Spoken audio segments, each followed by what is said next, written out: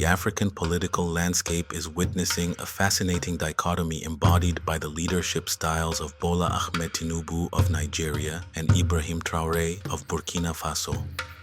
While Tinubu grapples with mounting public discontent, Traore enjoys a surge of popularity, fueled by his perceived commitment to Pan-Africanism and social justice. We do not want to lose this country to oppression and repression by the states. We all know that since the beginning of Bola Ahmed Tinubu's regime, there have been relentless arrests of citizens, activists, protesters, also other economic issues in the country. Nigerians are suffering. Nigerians are dying daily. There's serious corruption in the country. Supporters of Burkina Faso's military leader have called for a mass rally in support of the junta after the government said it had foiled an attempted coup and accused America and France of influencing the country's politics. Here today to celebrate and to upkeep the work of Ibrahim Traore, the president of Burkina Faso.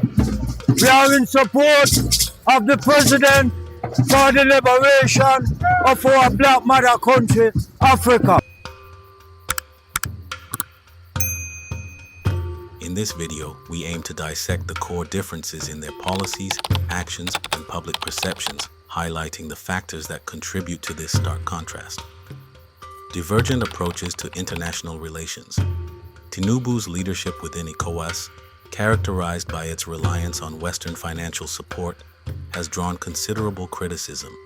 His advocacy for military intervention in Niger, widely perceived as influenced by French interests, has reignited debates about neocolonialism.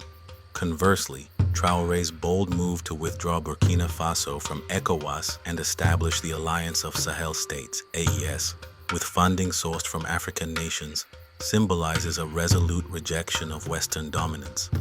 His unwavering support for Niger in the face of potential ECOWAS intervention, particularly amidst escalating tensions with France, resonates powerfully with those who champion African sovereignty.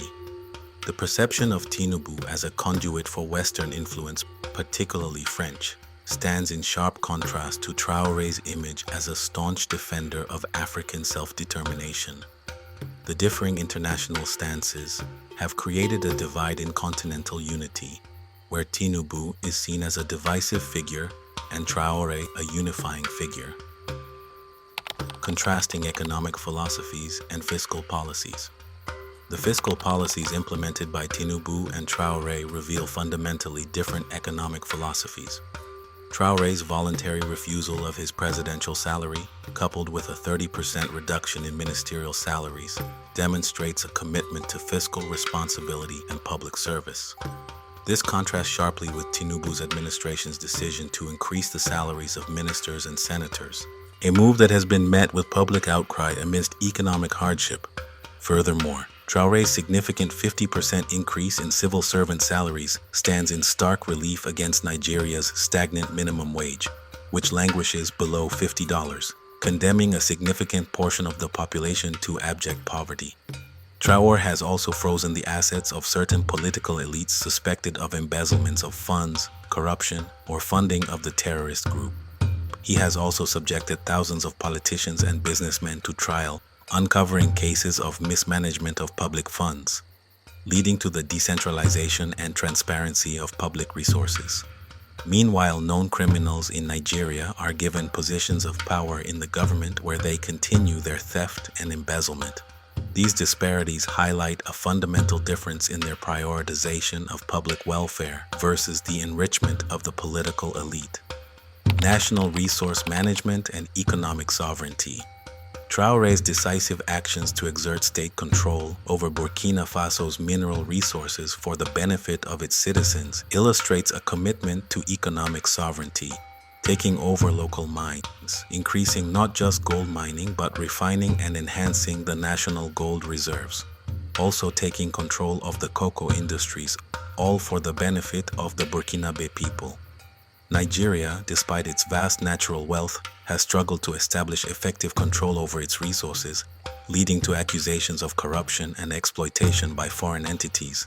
The tangible results of Traore's approach are evident in Burkina Faso's impressive GDP growth, which surged from $18 billion to $21 billion in a single year, accompanied by a notable decline in inflation.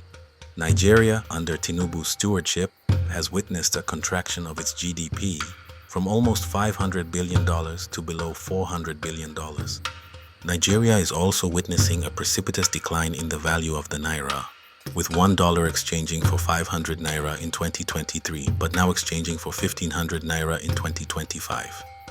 All of this causing a runaway inflation that has pushed countless Nigerians deeper into economic despair.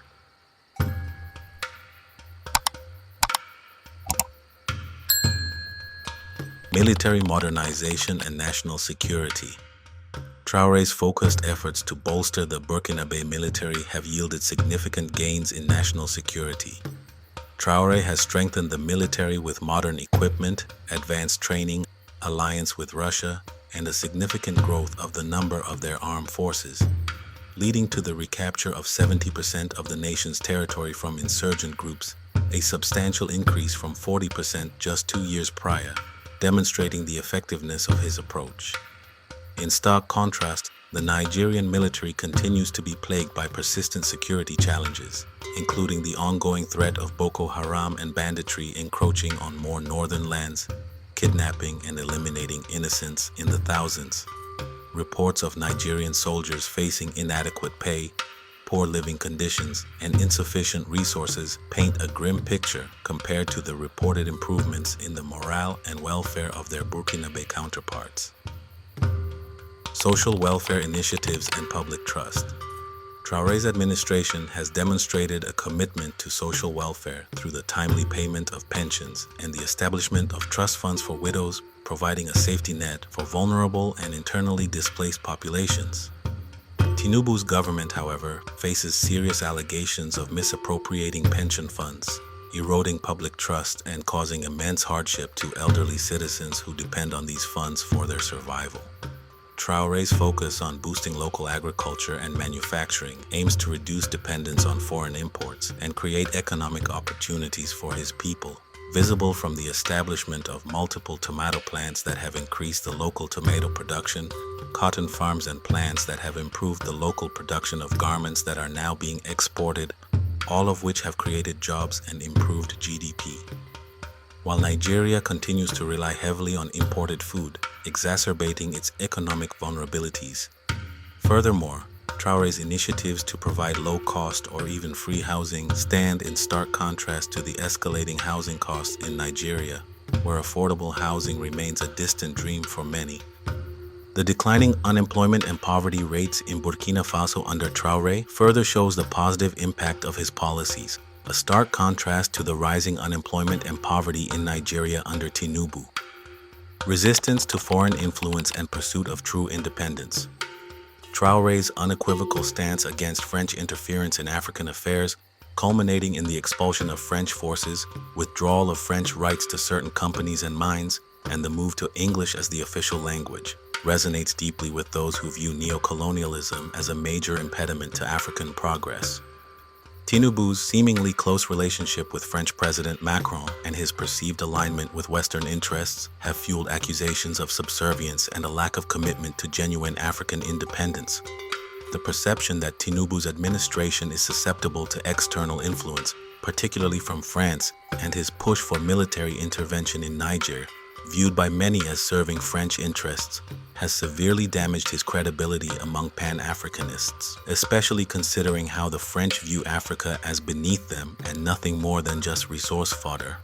Traore's unwavering commitment to African solutions for African problems and his bold defiance of former colonial powers have cemented his image as a leader who prioritizes the interests of his people and the continent above all else. Public opinion and leadership legitimacy. The divergence in public perception between Tinubu and Traore is striking. While Tinubu contends with widespread protests, criticism, and declining approval ratings in Nigeria, Traore enjoys considerable popular support, even among Nigerians who view him as a beacon of hope and a symbol of African pride. The ironic thing is that Tinubu got into power through democratic elections while Traore took power by force.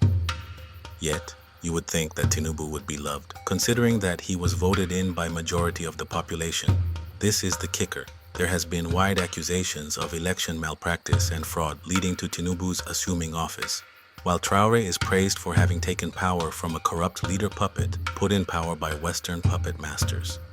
This contrast shows the critical importance of leadership that prioritizes national interests, economic empowerment, and social justice. Traore's actions and policies appear to align with the aspirations of many Africans for self-determination and genuine progress, while Tinubu's leadership is increasingly viewed with skepticism and distrust.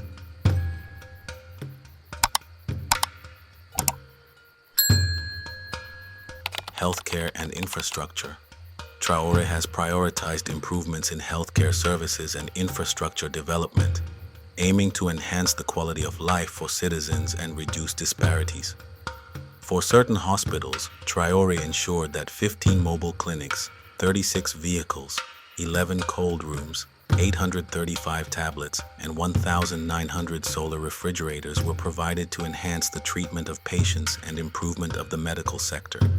He has also reduced medical costs in most cases and created free treatment for lighter ailments, putting the less privileged on a medical health care plan to ensure medical longevity, while the Nigerian elite still travel outside the country for treatment as the citizens die in poorly funded hospitals. Opulence versus poverty and electoral concerns. The contrasting realities of life for the elite and the ordinary citizen in Nigeria further highlight the disparities under Tinubu's administration.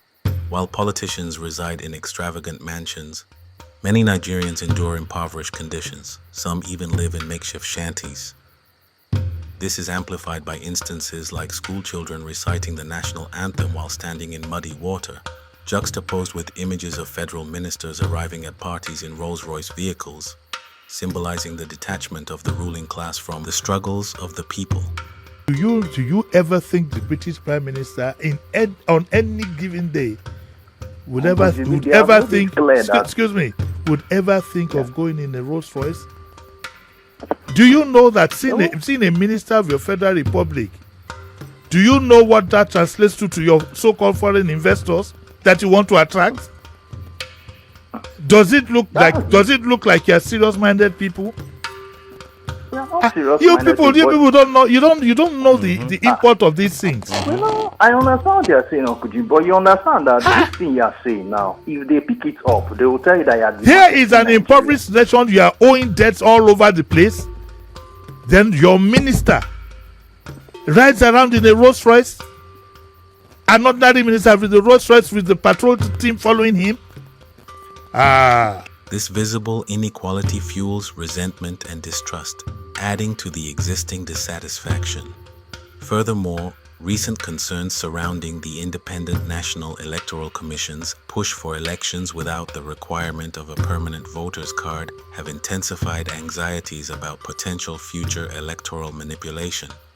Critics argue that this move could create opportunities for widespread voter fraud, potentially jeopardizing the integrity of future elections. This development has fueled fears that the already prevalent corruption could escalate, potentially enabling Tinubu to secure an extended 8-year tenure, further deepening the sense of disillusionment among the populace. The implication that electoral processes may be compromised adds another layer of tension to an already volatile political climate, contrasting sharply with the relative stability seen in Burkina Faso under Traore's leadership, whose people have begged for him to extend his term. Can you see the difference? While Tinubu is creating fraudulent means to remain in power, Traore, who never wanted power in the first place, is begged by his people to extend his tenure. In fact, online, there is a petition for him to be the president of Africa. The different leadership styles, policy choices, and public perceptions of Bola Ahmed Tinubu and Ibrahim Traore offer a compelling case study in the diverse trajectories of African leadership. This is also a symbolic metaphor for the Pan-African mindset, where Traore represents the vision of the people for what African exemplary leadership ought to be, Conversely, Tinubu represents what every current serving African leader is. While Tinubu's administration faces significant challenges related to economic management, social welfare, and international relations, Traore's leadership is characterized by a strong emphasis on national sovereignty, economic empowerment, and social justice, leading to a significant divergence in their levels of public support and regional influence. The comparison serves as a potent reminder of the critical role of leadership in shaping the destinies of African nations. Thank you for watching. Do not forget to like, share, subscribe, and leave a comment below. Goodbye.